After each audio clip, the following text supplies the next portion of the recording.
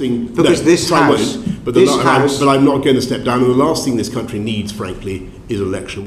Entre esta declaración de Boris Johnson y esta otra, It is clearly now the will of the Parliamentary Conservative Party that there should be a new leader of that party and therefore a new Prime Minister.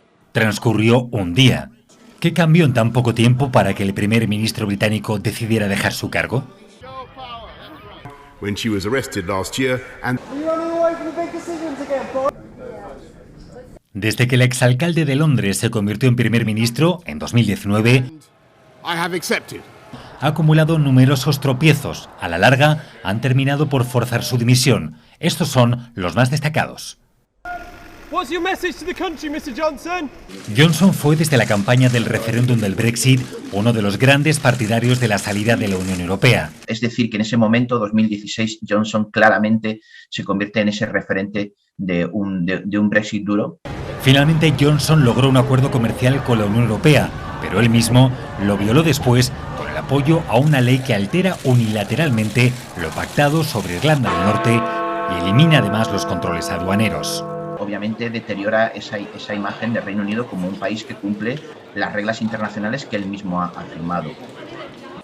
La gestión de la pandemia de la COVID fue muy criticada por la comunidad científica y también por los colaboradores del primer ministro que la vivieron desde dentro. protect our NHS. Este es un poco el claroscuro que no es exclusivo del Reino Unido, ¿no? Sobre una primera gestión de la pandemia muy cuestionable, no tanto por las medidas estrictas, sino más bien por falta de medidas, luego ser muy reactivo y luego finalmente, bueno, pues la vacunación un poco le sirvió para reconciliarse. Pero la mayor polémica de la gestión de la pandemia fue la actitud del propio gabinete.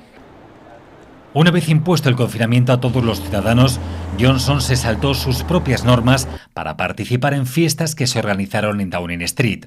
Es una falta de ejemplaridad que le ha deslegitimado muchísimo. Eso es lo que más, yo creo, le ha acabado afectando políticamente a Boris Johnson.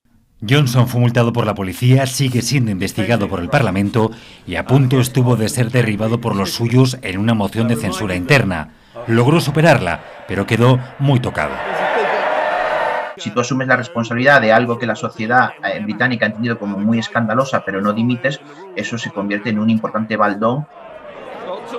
La puntilla estaba a punto de llegar. A finales de junio se hacen públicas las acusaciones de acoso sexual de dos hombres a Chris Pincher, un político que 5 meses antes fue nombrado por Johnson como número 2 del Partido Conservador. Cuando se fue nombrado, el primer ministro sabía que había habido acusaciones previas contra Pincher del año 2019. Y él, bueno, pues trató de justificarse diciendo que sí, bueno, que tenía esa información, pero que se le había olvidado. Al final, esto fue una especie de gota que ha colmado el vaso y que es lo que ha llevado, empezó el goteo de dimisiones, empezando por el ministro de Sanidad. Casi 40 altos cargos abandonaron sus puestos en apenas 24 horas.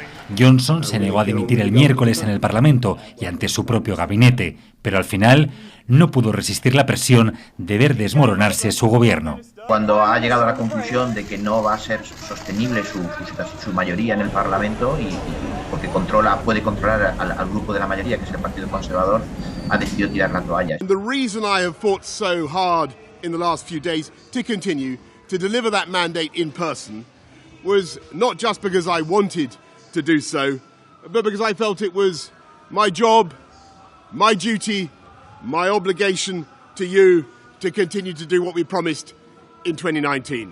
Thank you all very much. Thank you. El primer ministro de los escándalos dice adiós.